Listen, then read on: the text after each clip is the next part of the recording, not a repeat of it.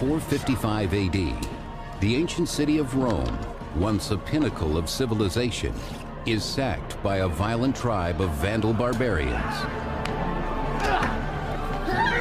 Vandals have come from North Africa to the capital of the Roman world, as it used to be anyway. The Romans are shocked and terrified that barbarians could come to their ancient cultural center and literally take anything that they wanted. After centuries of endless barbarian attacks, Rome has lost control of the Mediterranean. Desperate, the empire offers up its last and greatest treasure, the land itself. In exchange for peace, Rome grants its fertile soil to the barbarian tribes. The problem is that they had no choice. And so the Romans just negotiated with them and said, okay, you're here, we can't get you out, we'll give you this territory. And Romans just gave it away. The empire has been officially divided between East and West for over 75 years. But while the East remains strong, the West has lost most of its territory to the barbarians.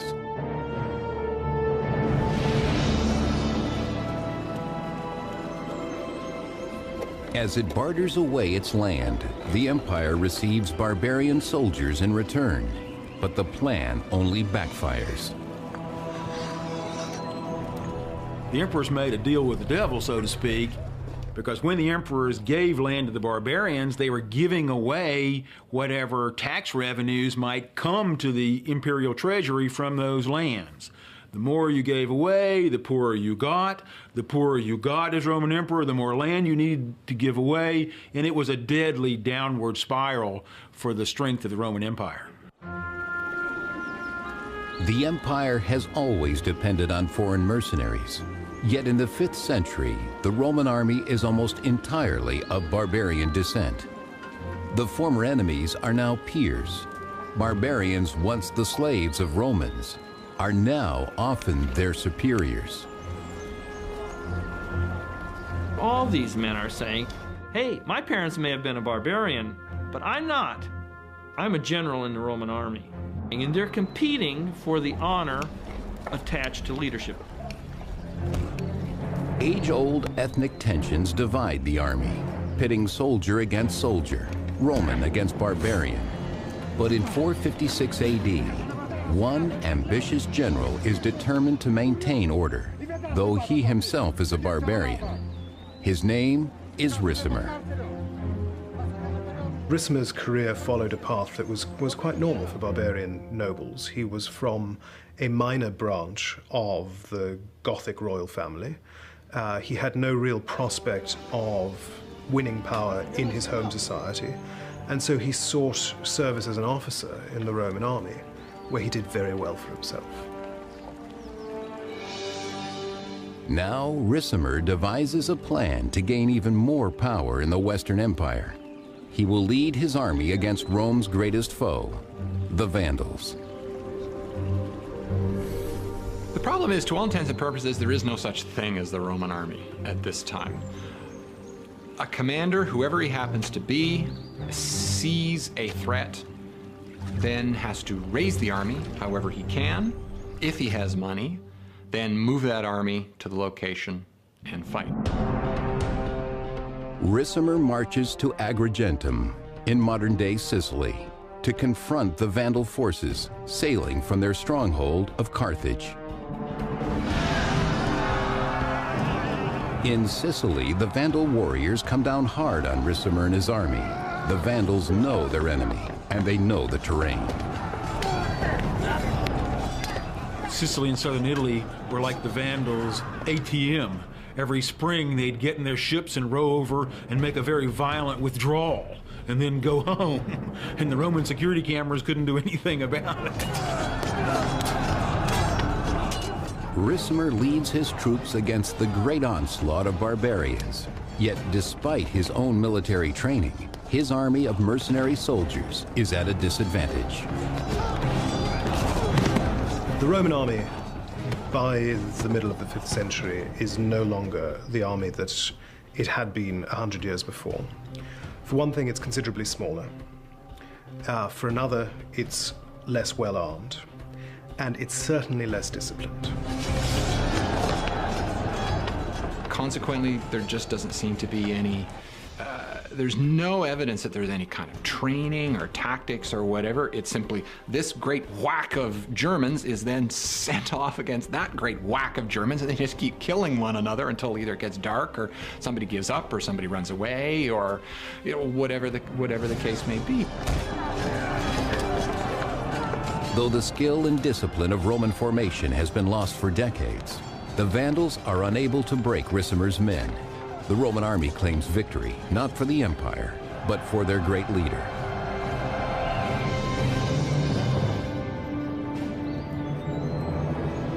The battle-weary Ricimer returns home a hero, but he's not the only general seeking his fame and fortune in Rome. Two old friends from his youth are equally ambitious, Majorian and Aegidius. Ricimer, Majorian, and Aegidius had all effectively been fellow junior officers, and their careers had marched in step with one another over the years. But now it is their innate differences that stir conflict below the surface. The three men reflect the great ethnic divide hindering the empire. I think one of the sources of the obvious personal tension between Aegidius, Ricimer, and Majorian really lies in their origins. Aegidius is from Gaul, Majorian is from Italy, and Ricimer is a barbarian who wants to live as a Roman. And Ricimer's out to prove that he has as much right to a piece of the empire as any other Roman.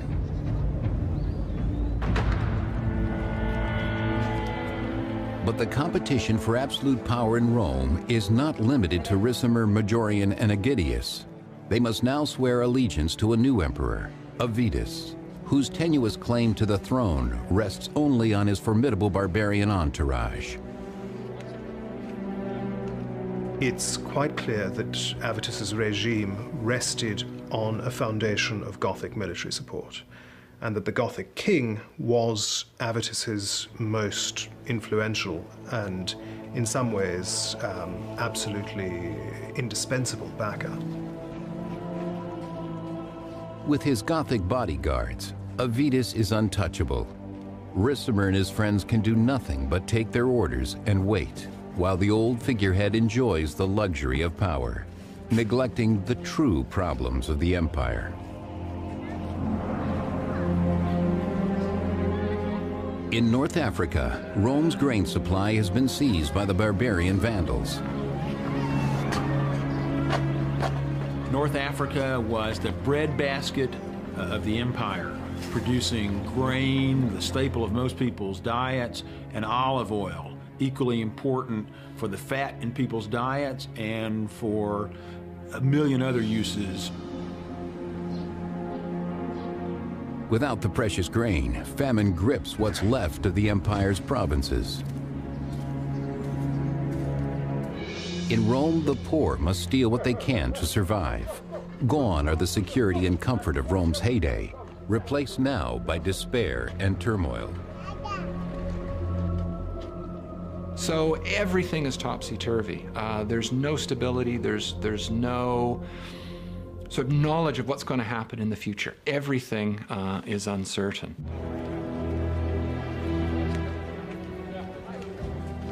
The situation at the imperial palace soon declines as well. Angry and impatient, Emperor Avitus's Visigoth soldiers demand payment for their services. Avitus is desperate. Roman emperors couldn't pay the barbarian troops that they needed in cash because the Roman Empire's revenues were so greatly decreased. So when Roman emperors were bartering for military support, they were dealing in the only good currency they had left. So Avitus has to strip the bronze off of the temples in order to pay the guys who came down to Gaul with him, all the Gothic army and his Gothic entourage. But by selling the treasures of Rome, Avitus only saves himself.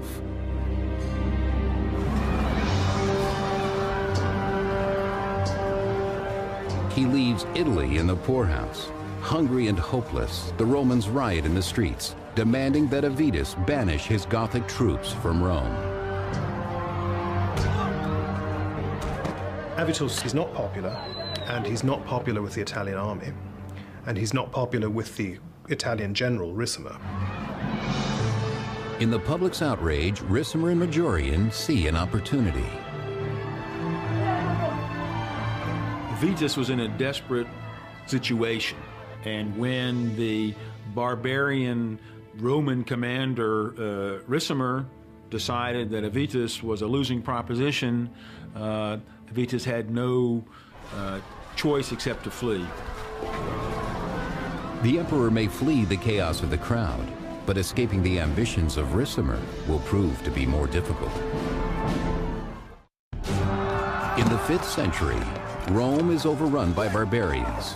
3 old friends, the generals Ricimer, Majorian, and Aegidius, maneuver to attain absolute power in what's left of the Western Empire.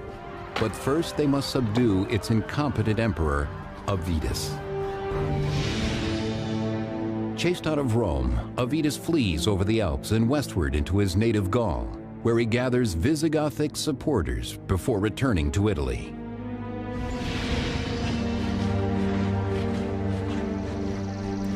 With the support of his fellow Gauls, Avitus hopes to easily regain the throne.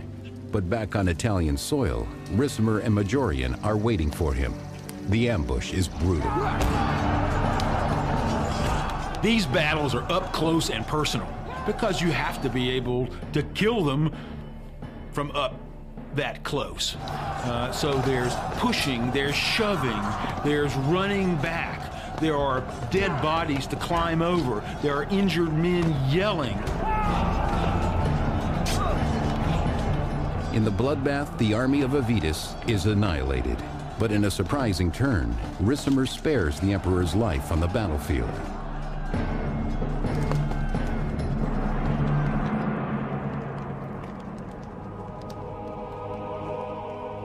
Avitus is made bishop in a church in the same Italian city where he is defeated. Why was Avitus, the deposed emperor, made into a bishop? So that he would no longer have any military connections or any military power, and so that Ricimer, who deposed him, could say, I didn't slaughter a legitimate Roman emperor. I allowed him to follow a religious vocation which he had always wanted to do. This is the public story. But in the shadows, Ricimer sends a secret assassin, his old friend Majorian, to silence Avitus for good. For Ricimer, holy exile isn't enough. He must have total victory. Italian Romans wanted to protect what they saw as their own interests. With the deposition and then strangulation of Avitus, the emperor from Gaul was out of the picture. And now Romans in Italy could hope that they would go back to the future and that Italy, the source of Rome's original greatness, would once again be the source of the Roman Empire's salvation.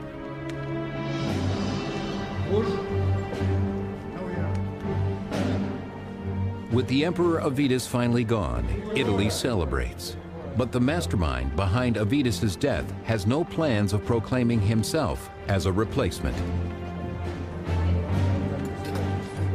Ricimer himself will have realized that he could never survive as emperor. It would have been unacceptable for a barbarian warlord with indeed royal connections to barbarian royal houses to assume the Roman throne. No barbarian leader really contemplated it seriously. Instead, Ricimer names a man he thinks he can control, his best friend. Majorian, the man whom Ricimer decided to make emperor instead of himself, was an Italian. Ricimer had gauged the sense of especially the Roman upper class in Italy. The Roman upper class in Italy wanted an Italian emperor. Ricimer decided he'd be the power behind the throne and make Majorian, that good Italian, into the Roman emperor. Like the Wizard of Oz, however, behind the curtain, Ricimer was going to pull the strings, or so Ricimer thought. With the new regime, the three old friends enjoy the spoils of power. Ricimer is named Master of Soldiers in Italy, and Aegidius is sent on assignment to his native Gaul. Aegidius is reasonably successful. We have a number of sources that say very positive things about him, both as a commander as an individual. So he seems to have been a very charismatic and successful military commander.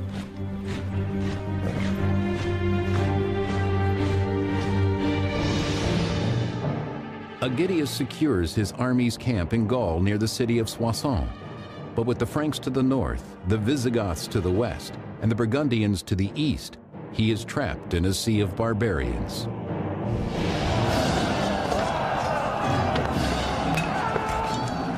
Under constant attack from their barbarian enemies, Aegidius and his army rise to the occasion, determined to defend Roman Gaul at all costs. Aegidius was a Roman from Gaul, from France, who had extensive military and diplomatic experience. And the Roman hope was that he could prevent further, especially Gothic, incursions in Gaul and protect what, admittedly small part of Gaul, was still part of the Roman Empire. The endless barbarian assaults take their toll on his already diminished forces, but Aegidius refuses to admit defeat. At this stage, Aegidius, in the 450s, there's still hope, perhaps, and he clings on to this view and tries and hopes for a restoration of Roman power.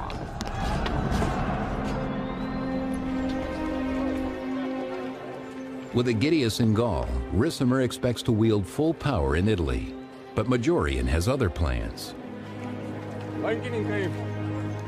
What Ricimer discovers is that Majorian has every intention of being an active Roman emperor rather than the figurehead that he was intended to be.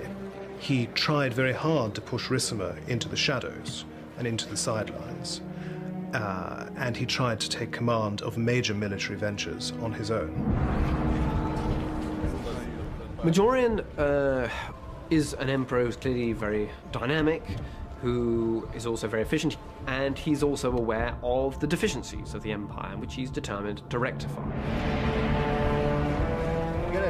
Majorian devises a grand campaign against the Vandal king Gaiseric, leaving Ricimer on the sidelines. This Ricimer will not allow. The alliance between Ricimer, Majorian, and Aegidius yields success when Majorian is made emperor, and Aegidius gains victories in Gaul. But Ricimer's power as the mastermind is threatened when Majorian strikes out on his own, launching an expedition against Rome's greatest enemy, the Vandals. Majorian leads his troops across the Alps into Gaul and south into Hispania to prepare a naval attack against the Vandals of North Africa.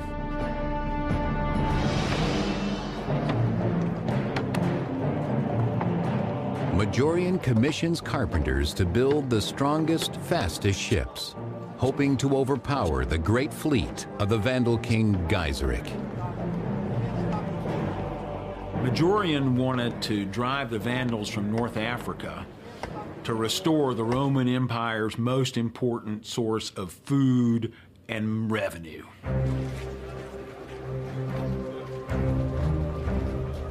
Camped near the Mediterranean coast, Majorian takes every precaution for his important and expensive mission.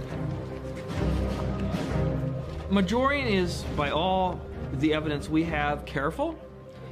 He sends scouting forces across the Straits of Gibraltar, test the waters, if you will, of local support for a landing, because it's going to be a landing operation. It's not exactly D-Day, but it's going to be, by late Roman standards, a very significant naval action here.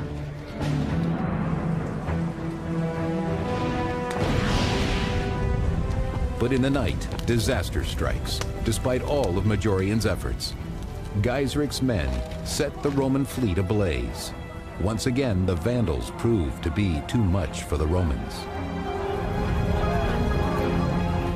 They cannot defeat the Vandals. Lots of things, they just collapse before they even really start. In some cases, the expedition really collapsed halfway through, and the Romans up to that point were winning. If Majorian had been able to conquer Africa, it's quite clear that he would have been unchallengeable. But as it was, the mission was a disaster. The invasion was a disaster. The fleet that had been collected to carry the soldiers across the Mediterranean was burned in the harbor where it was being mustered.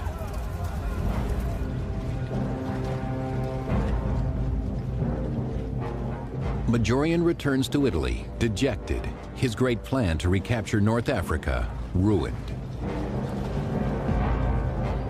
This is a humiliating act in part of Majorian.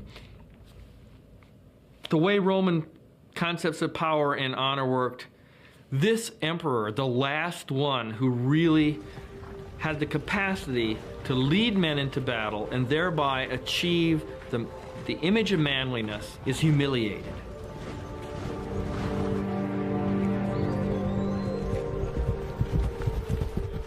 Along the same wooded road to Rome, a troop of soldiers rides to intercept the emperor. It is the honor guard of Majorian's old friend, Ricimer. Majorian was the first military emperor that Rome had had in years and years and years. But with the failure of the Vandal expedition, Ricimer, for some reason or other, decided to get rid of him. There may have been other things going on. Majorian may have blamed the failure on Ricimer. Ricimer may have blamed the failure on Majorian. We have no idea. 5th century writer John of Antioch. Ricimer and his soldiers arrested him, stripped him of his purple robe and crown, beat him, and beheaded him. Thus ended Majorian's life.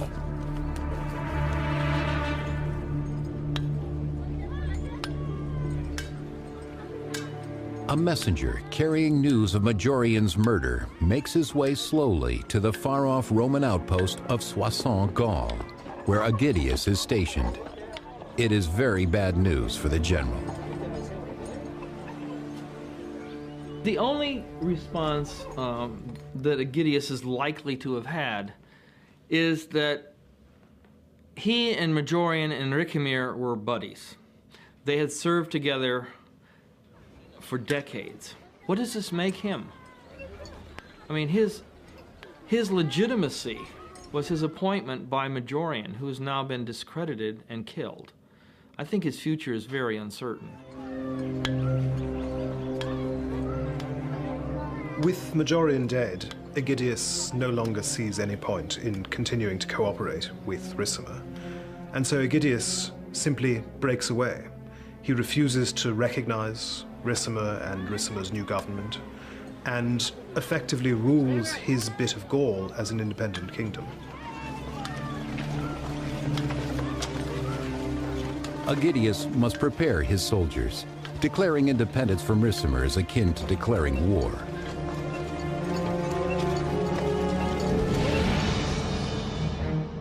Rejecting Ricimer's rule in Italy, Aegidius considers his kingdom of Soissons the last vestige of the Roman Empire. There's no evidence that they're responding to orders from Ricimer or anyone else in Italy. They're on their own. They're completely independent. So the fabric of the empire is now broken down into pieces. In Rome, Ricimer prepares for war as well. But first he must find a new emperor to do his bidding. This time, there is no dispute. The man he chooses is no more than a puppet. Livius Severus. No one wants to be emperor. It's not a job that anyone needs. The only person who needs an emperor is the generalissimo. He's the guy who needs the emperor. Nobody else needs one. So Ricimer's there, and he needs an emperor. So he's the one who appoints the successor to Majorian, Livius Severus. With the new emperor Severus by his side, Ricimer can do as he pleases, and nothing will please him more than getting rid of Aegidius once and for all.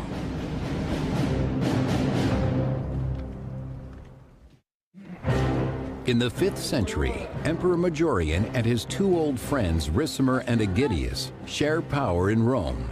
But when Ricimer has Majorian brutally murdered and appoints a new puppet as emperor, Aegidius has no choice but to remain in his native Gaul and prepare for war.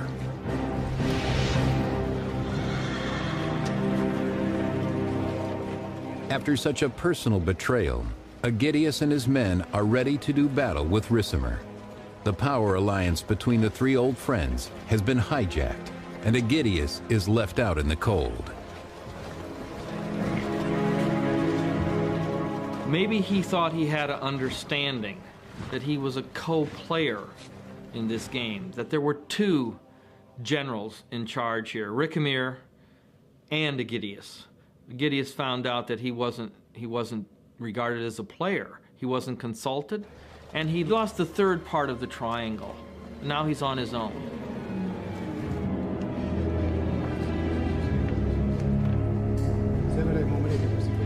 But Ricimer is already making plans to block Aegidius's impending attack. With the new emperor, Severus, under his thumb, Ricimer makes a deal with Rome's one-time enemy, the Goths. Ricimer saw this as a really serious threat, Aegidius's proposed invasion of Italy. So Ricimer did the smart thing. He made an alliance with the Goths, who were in Aegidius's rear. Goths, Aegidius, Italy. Because Ricimer knew if the Goths could put pressure on Aegidius from the back, Aegidius couldn't come to Italy, and that's in fact what happened. Just as he has always done, Ricimer commissions someone else to do his dirty work. Emperor Severus proves to be the perfect puppet for Ricimer, happy to allow the war against Aegidius to unfold. As Aegidius moves his troops south from his kingdom in Soissons, Gaul, he is attacked by Ricimer's army of Goths outside the city of Orléans.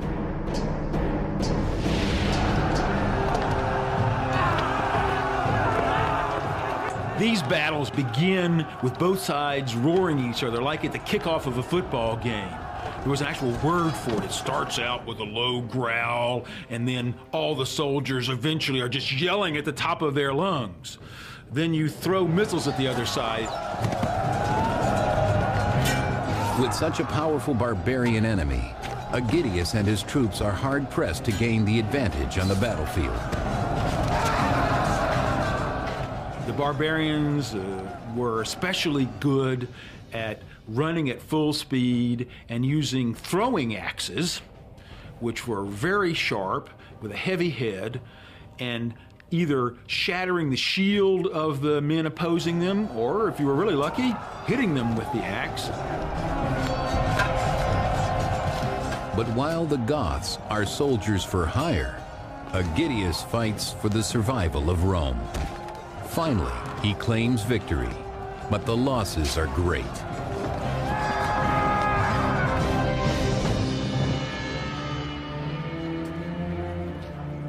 In the field hospitals of Gaul, Aegidius and his men recover from the Gothic attack, but he knows there will be more.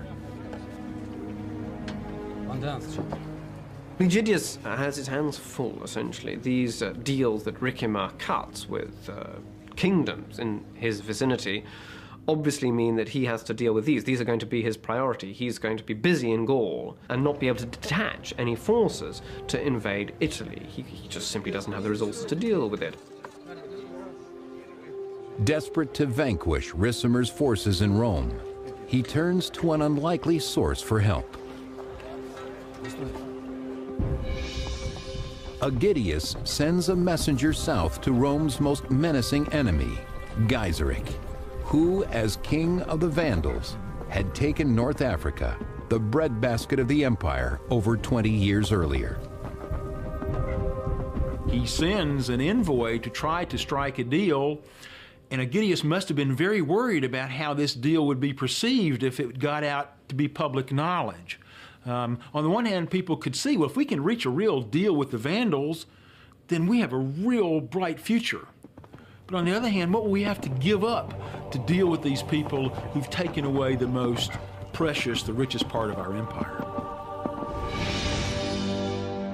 After traveling through Gaul and Hispania, Aegidius's envoy finally reaches North Africa.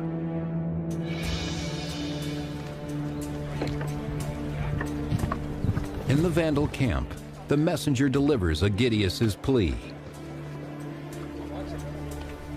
It looks as though Aegidius may have sought to establish some sort of relations with Gaiseric in North Africa from the point of view that they both have a common enemy, that is Ricimer in Italy, and therefore Ricimer could be caught between Gaul and North Africa, a potentially very dangerous position for Ricimer. The barbarian king Gaiseric could be the last best hope for the empire's survival. Surrounded by barbarians in Gaul, Aegidius is unable to drive his army against Ricimer and the puppet emperor Severus. With nowhere else to turn, Aegidius sends a plea for aid to the Vandal king Gaiseric.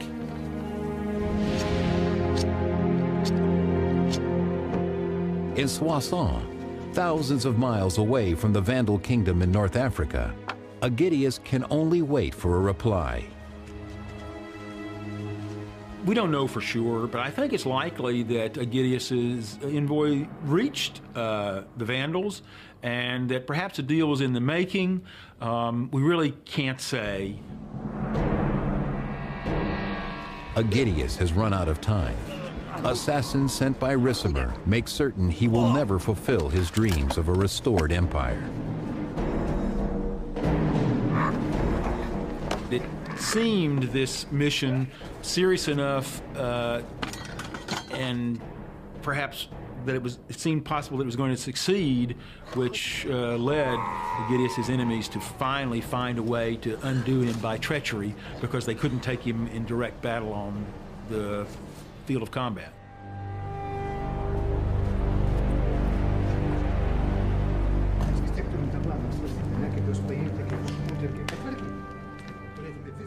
With Aegidius out of the way, Ricimer's hunger for power only increases, and his thirst for blood cuts short the life of his puppet emperor, Severus.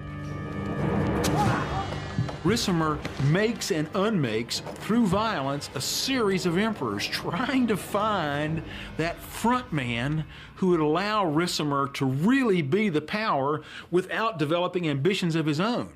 The problem for Ricimer was that when he put a puppet on the Roman throne, that puppet didn't want to remain a puppet. But now total power is his. Ricimer's ambition and bloodlust seem to know no limits. For 2 years, Ricimer rules Rome without naming an emperor.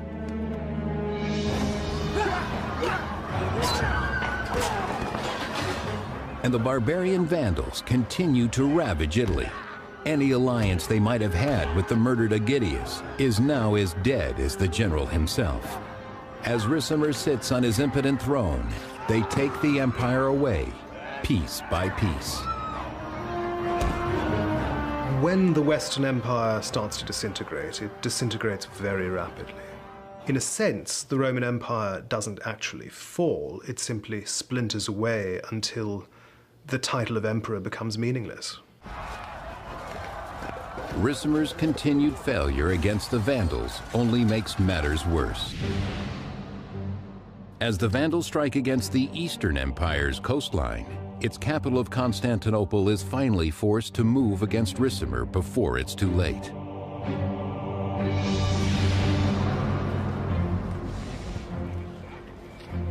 From within his protected palace walls, the Eastern Emperor Leo devises a plan to save the troubled Western Empire from Ricimer and the barbarian invaders. But it's at this point that Leo realizes that he has to stop the Vandals, and so what he does is he sends Anthemius.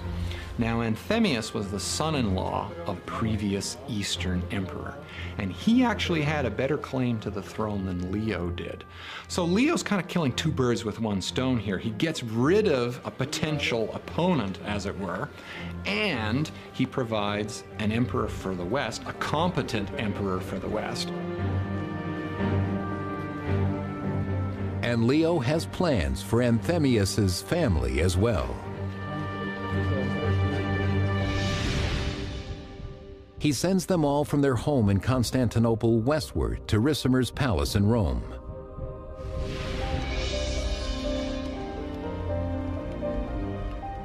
Anthemius's young daughter Alypia is offered to Ricimer in marriage, in an attempt to subdue the ambitions of the bloodstained general, while Anthemius assumes the throne of the Western Empire.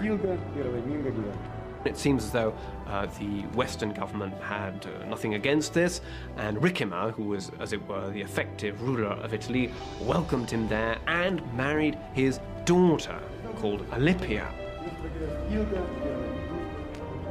So it looks as though everything was set for a good beginning, and things might have gone very well.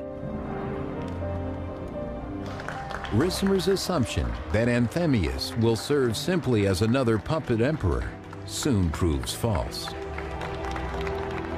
The real problem was Anthemius. Anthemius was sent by the East. Anthemius was acting like an emperor, and it wasn't always, he wasn't always doing what Ricimer wanted.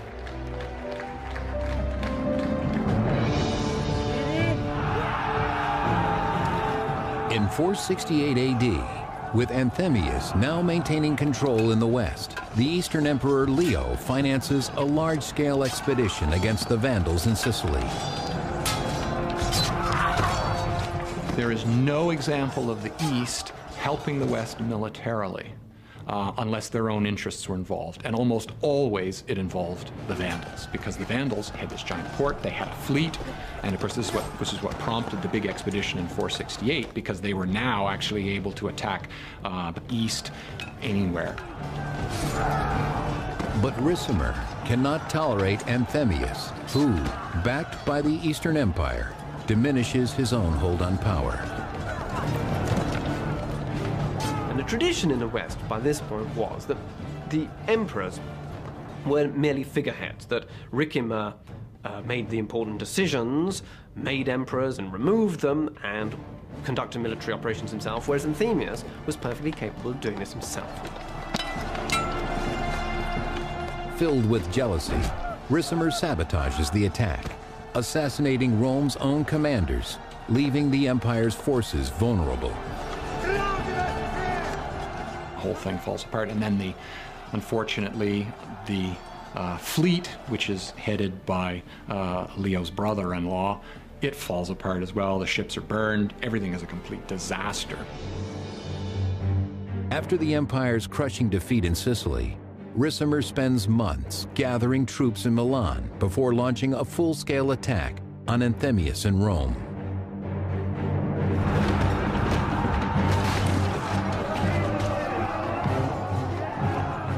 So Ricimer brings in the army, and they besiege Anthemius in Rome for 9 months, until eventually Rome falls. And meanwhile, while the siege is going on, Leo has had envoys sent to him from the west saying, all hell is breaking loose, it's civil war, do something.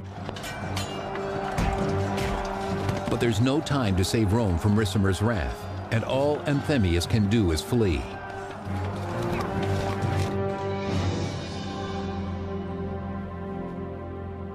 In a familiar scene, the deposed Anthemius seeks sanctuary in a church.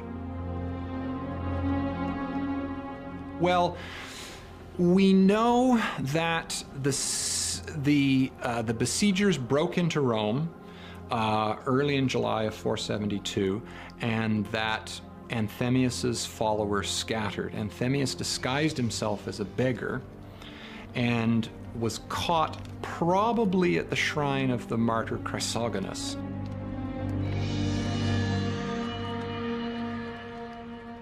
But this time, Ricimer hires no assassin to silence his emperor. On the steps of the Christian altar, he personally sees to the sacrifice of his latest victim, Anthemius. He was executed. I assume it was cutting his head off. That's the normal way it's done. Chances are they probably stuck his head on a pike and paraded it around.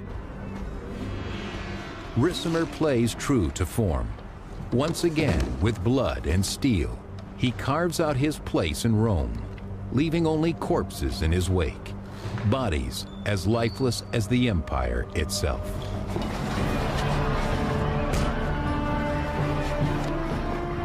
Again, without an emperor, Rome succumbs to anarchy and violence. Barbarians meet little resistance as they raid the towns of Italy. They go out and they sort of rape, loot, and plunder, attack cities and whatever else, and then come back. And this is what people have to face every year. So there's no stability. Ricimer does nothing as the empire self-destructs.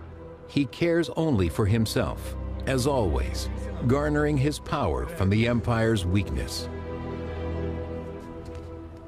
So now there's a peculiar circumstance here.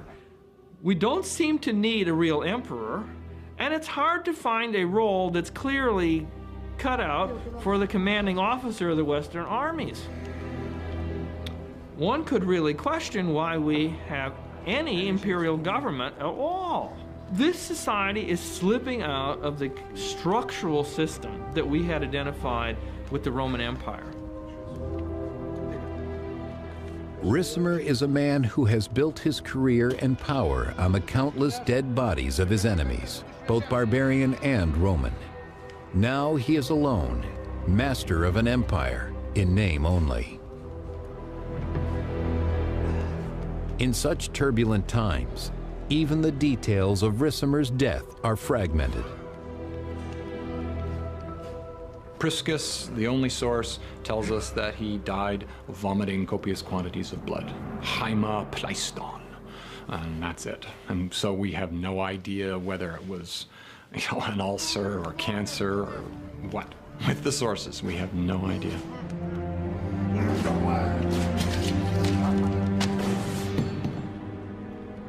When the puppet master dies, the Western Empire dies with him. By now, barbarian leaders, whether they were Goths or something else, really had the money and the men to decide the fate of the Roman Empire, and that is exactly what happened in the years after the death of Ricimer.